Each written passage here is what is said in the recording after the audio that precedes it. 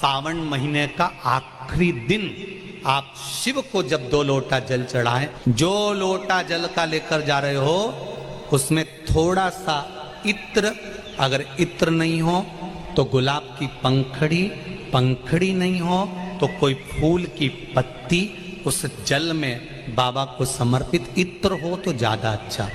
आखिरी दिन आप शिव को जब 2 लोटा जल चढ़ाएं तो उसमें इत्र का भाव रखकर, कामना कर कर, त्र्यंबकेश्वर बाबा का स्मरण कर कर और महामृत्युंजय मंत्र को जपते हुए।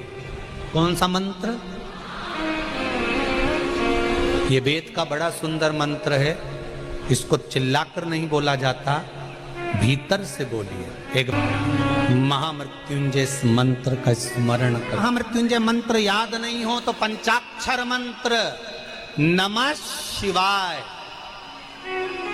पंचाक्षर का स्मरण नहीं रहे तो षडाक्षर ओम नमः शिवाय, षडाक्षर का स्मरण नहीं हो तो श्री शिवाय नमस्तुभ्यम मंत्र का स्मरण कर कर इत्र का जल शिव जी को समर्पित करो और बाबा से निवेदन करो कि 1 महीना तेरी कृपा से सावन के निकले, तूने जल चढ़वाया, बीच में कोई दिन कोई कारण आ गया हम जल नहीं चढ़ा पाए। जैसे भगवान विष्णु एक कमल का पुष्प नहीं चढ़ा पाए थे तो उन्होंने अपना नेत्र निकाल कर दे दिया था, तो भगवान शंकर इतने प्रसन्न हुए थे कि उन्होंने अपना सुदर्शन चक्र दे दिया था। विष्णु भगवान ने नेत्र दिया, शंकर भगवान ने सुदर्शन दिया, तो भगवान शंकर से कहना अगर बीच में कोई त्रुटि हो गई हो, सावन के महीने में कोई पूजा अधूरी रह गई हो, कोई त्रुटि हमसे हो गई हो और हम जल नहीं चढ़ा पाए हो, तो आखिरी दिन सावन के इत्र का जल चढ़ा देने से बाबा उस त्रुटि को समाप्त कर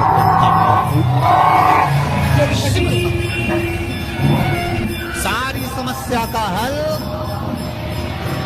1 लोटा जल। पर सावन के महीने में 2 लोटा जल।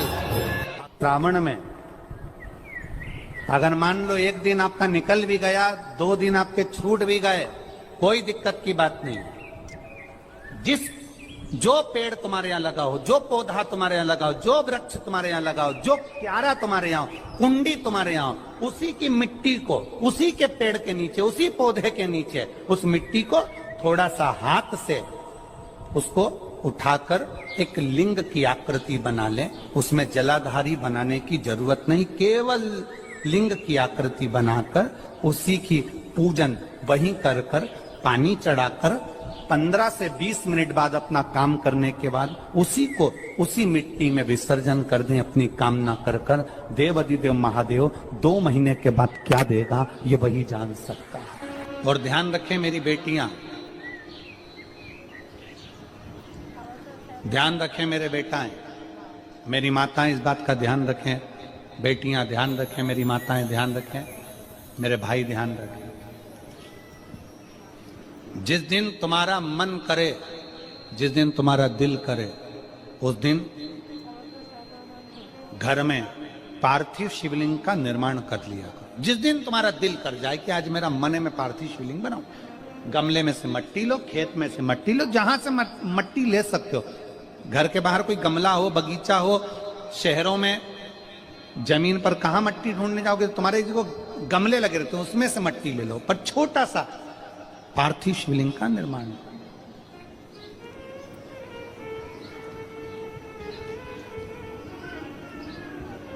समझ लेना जरा, तुमने पार्थिव शिवलिंग बनाया, जलाधारी बनाई,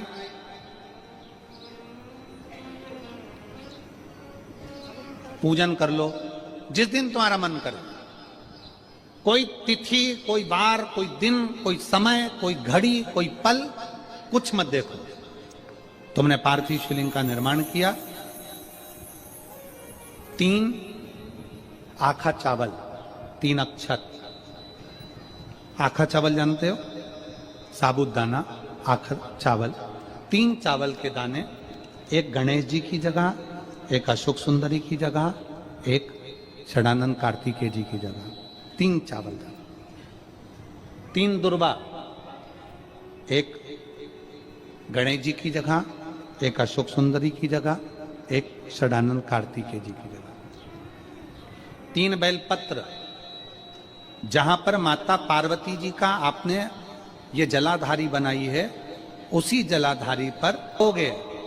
आपने अगर 2 या 3 बार कभी भी तुम्हारा मन करा कर लिया, आपको खुद लगेगा कि मेरे घर में संपदा कैसे बढ़ रही है और कार्य कैसे सिद्ध हो रहा है। यहां से पानी बहता है, इसके ठीक विपरीत में यहां 3 बेलपत्र, तीनों रख लीजिए, और छोटा सा कलश हो या बड़ा सा कलश हो, 3 लोटा जल यहां बैठकर, जहां पर आपने बेलपत्ती रखी है उसी के वहीं पर बैठकर इस शिवलिंग पर 3 लोटा जल धीरे धीरे अपने मन की कामना कर कर, बाबा आज मैं दुखी हूं, बाबा मुझे ये तकलीफ है, बाबा मेरे बच्चे ये काम में गए हैं, बाबा ऐसा है, 3 लोटा जल बाबा को धीरे धीरे अपने भाव कहकर, फिर तुम्हारे पास में जो पूजन का सामान हो वो चढ़ाकर बाबा की आरती कर कर दिया लगा दो।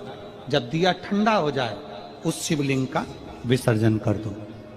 आप पाओ शिव आराधना में भगवान शंकर की, शिव भक्ति में भगवान शंकर की अविरल भक्ति में पार्थिव शिवलिंग का निर्माण और पार्थिव शिवलिंग की पूजन हमें बल प्रदान करती है। माता पार्वती जी ने पार्थिव शिवलिंग का निर्माण किया।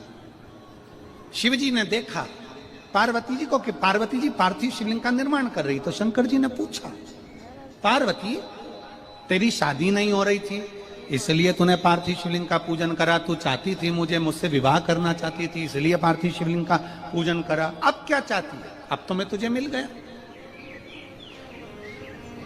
अब तो मैं तुझे प्राप्त हो गया, अब तुझे क्या चाहिए? अब तुम मुझसे चाहती क्या है? पार्वती जी ने हाथ जोड़कर भोलेनाथ जी से विनय करा, अब मुझे कुछ नहीं चाहिए, बस इतना चाहिए कि मैं कैलाश पर रहूं या शमशान में रहूं, जहां भी रहूं मेरे हृदय में कभी भी दुख ना हो, मैं प्रसन्न होकर अपनी जिंदगी को आपकी सेवा करते करते निकाल दूं। आपकी प्रसन्नता पूर्वक।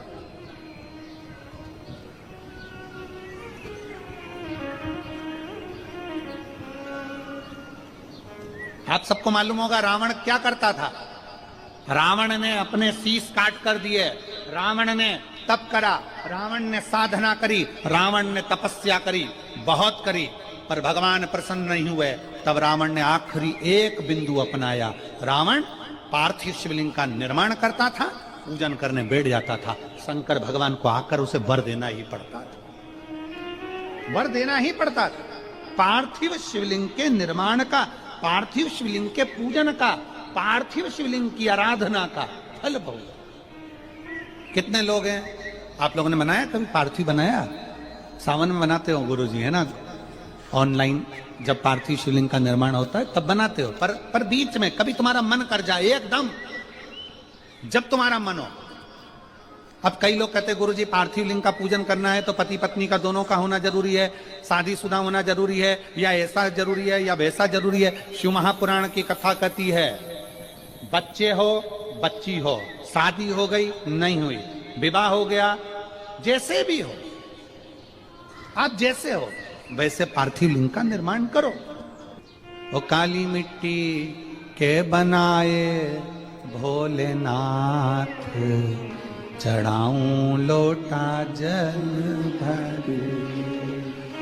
पीली मिट्टी के बनाए भोलेनाथ, चढ़ाऊं लोटा जल भर। बालू रेत के बनाए भोलेनाथ, चढ़ाऊं लोटा जल।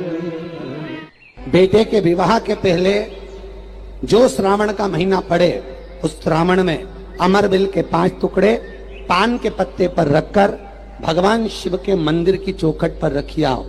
आपके संस्कारवान बहू आपके घर में प्रवेश करेगी।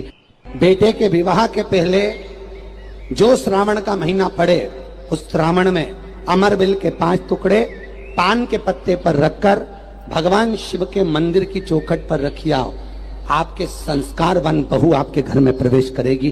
बेटे के विवाह के पहले जो श्रावण का महीना पड़े उस श्रावण में अमरबिल के 5 टुकड़े पान के पत्ते पर रखकर भगवान शिव के मंदिर की चौखट पर रखिए आओ। आपके संस्कारवान बहू आपके घर में प्रवेश करेगी। बेटे के विवाह के पहले जो श्रावण का महीना पड़े उस श्रावण में अमरबिल के 5 टुकड़े पान के पत्ते पर रखकर भगवान एकादशी के दिन जब आप जल शंकर को चढ़ाने तो रोज ही जाते हैं। जब एकादशी का दिन रहे और शंकर जी के मंदिर में आप जल समर्पित करें तो 3 बार मुख से स्वधा स्वधा स्वधा या स्वधा स्तोत्र का पाठ, जिसमें ज्यादा पितृदोष हो, ज्यादा तकलीफ चल रही हो, बहुत ज्यादा कष्ट में हो तो शिव मंदिर में बैठकर या घर के मटका परिंदा या पूजन वाली जगह पर बैठकर 12 श्लोक का सुधा स्तोत्र का पाठ भी कर सकते। एकादशी के दिन जब आप जल शंकर को चढ़ाने तो रोज ही जाते हैं। जब एकादशी का दिन रहे और शंकर जी के मंदिर में आप जल समर्पित करें तो 3 बार मुख से स्वधा स्वधा। और एकादशी का दूसरा नियम बहुत ध्यान से सुनिएगा। जिस दिन आपकी एकादशी का व्रत हो उस दिन प्रयास करिएगा कि अपने हाथ से किसी भी वृक्ष की कोई पत्ती टूटे ना। और एकादशी कावड़ का जल चढ़ाया हुआ 2 लोगों के लिए श्रेष्ठतम होता है। एक, जो व्यक्ति बहुत बीमार होता है उसको कावड़ का चढ़ा हुआ जल का 2 बूंद उसके शरीर पर हृदय, नाभि, शीश, कर्ण और कंठ इस जगह पर लगाया जाता है, जिससे वो 15 दिन 20 दिन के अंदर अच्छे से चल सके, उठ सके और बैठ सके। कावड़ का जल चढ़ाया हुआ जल लाकर घर के आंगन में, घर के दरवाजे पर उससे सींचन किया जाता है। कावड़ का जल चढ़ाया हुआ 2 लोगों के लिए श्रेष्ठतम होता है। एक, जो व्यक्ति बहुत बीमार होता है उसको कावड़ का चढ़ा हुआ जल का 2 बूंद उसके शरीर पर हृदय, नाभि, शीश, कर्ण